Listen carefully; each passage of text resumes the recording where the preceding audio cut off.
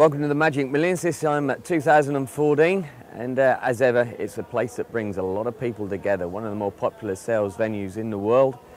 It's a beachside resort. It's got lots of people that know how to enjoy themselves, but it's also got a lot of people that know when to put their hands up and spend good money.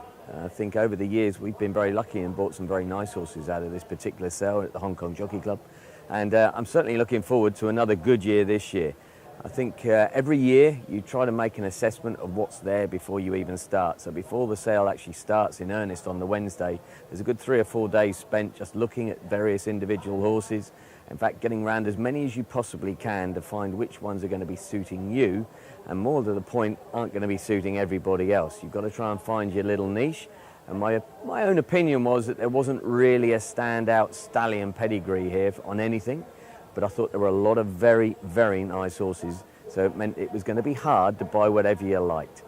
Well, the first day was always going to be a big day for us. I had a short list of about half a dozen horses, and I knew that I was going to hopefully be busy and in the action from a very early point of view. Sometimes it helps if you can get in early because the market hasn't quite settled, and you occasionally can get something at a better price than you may have thought. I don't think that actually happened yesterday. I think everybody that bought yesterday ended up paying certainly their worth, if not a little bit over, but they were good types, and I think everybody has come away with a smile, whether they be vendors or buyers. I think it started out as a pretty strong day. Well, we ended up buying 4 on the first day. Started off with a horse that I thought was possibly one of our lesser lights. I tried to grade them into A's and B's, and he was a bit more of a B than he was an A. But he was a son of Flying Spur, whose horse has certainly had a lot of success over the years, and we've had plenty of success with them in Hong Kong. And this one from Barrymore Stud just needed a little bit more time. He's a horse that I think will probably make a much better 3-year-old than he will a 2-year-old. But of course we've got that opportunity to wait the extra year in Hong Kong for an international sale if we feel the horse needs that little bit more time. He's got a good top on him. He was just a little bit lacking in strength at the moment, but he's got plenty of time to build that up. But he had a great attitude. It's not just about the body itself. It sometimes comes down to how the horse behaves when he's put under pressure. And there's plenty of pressure for them when they're being prepared for a sale like this. But at the end of the day, I was more than happy with him. I'd have to have a look at his number to remember what it was. But lot 59 was where we started. We paid $200,000 for him. I was getting many things mixed up there. I was about to say Hong Kong, but it was Australian. And I think he was fair for that money. Certainly wasn't cheap, but I don't think he was over expensive either. Well, the second horse we had targeted was from the Coolmore stud operation, and this was a High Chaparral. I've built a few High Chaparrals over the course of the last couple of years, and so far we've only got one that's come to fruition in Hong Kong, but he's shown a fair amount of promise already. So he's a sire that obviously commands a lot of respect. He certainly does get his fair share of winners, and good winners at that. And I'm more interested when a High Chaparral is put over some speed, and that's exactly what this horse had got. He wasn't a tall, leggy High Chaparral. He was a much neater, compact type of horse, got plenty of strength about him. Again, great attitude and real good walk. Just nice, loose-moving horse. Very, very much took my eye. Ended up having to go to $250 for him, but again, I feel that was probably right. In the current market, you wouldn't have got him any cheaper, and I think you could have had to have paid a little bit more. So his horse that I'm more than happy we got at about the right price. The next horse that we were interested in was lot 104. This came from Arrowfield Stud, not a single doubt horse, not a single doubt, of course, the son of Reduke's Choice.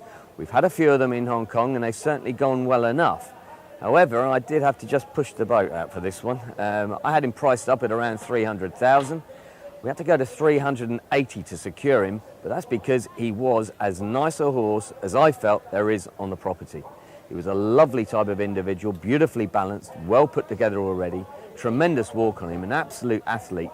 And the only downside for me was he was out of a Group 1 winning mare, but she's from Chile. Now, I don't know a great deal about the Chilean form. I defy most people to say they know what they're doing with the Chilean form, in this market at least. But he comes from the right stud. It certainly has a lot of thought put into their breeding process, and this horse looked like an absolute cracker. It was $380,000. I hope it was $380,000 well spent. Well, we finished up the fourth horse for us as lot 166 and a second by Flying Spur. It certainly didn't intend to buy 2 Flying Spurs, but this was an absolute athlete himself too. Another absolute cracker. I have to say Flying Spurs aren't always the prettiest of horses, and this has probably thrown a little bit more to the dam side. Half Sister's already a black type winner, and this horse is far more mature than our earlier one. He's already a lot more put together. Again, he's got good action. I do try to buy horses that get along the ground, even if they haven't got a long loping walk, horses that can really move, because they're going to have to move when they get out on the track. So you're not just looking for one thing all the time, but I know I keep coming back and harping on about one thing: temperament. Temperament is so important when we're trying to buy horses in Hong Kong. When they get there, they need to eat, sleep and race, and nothing else in between. They need to be as relaxed as possible, and this horse certainly did that. There was a helicopter flying overhead when I first went to see him. You wouldn't have even known he was there. I hope he's not deaf. I don't think he is, but I certainly do like the way the horse reacted to everything that was going on around him. And as I say, we ended up having to pay $320,000 for what I think is a very, very nice horse.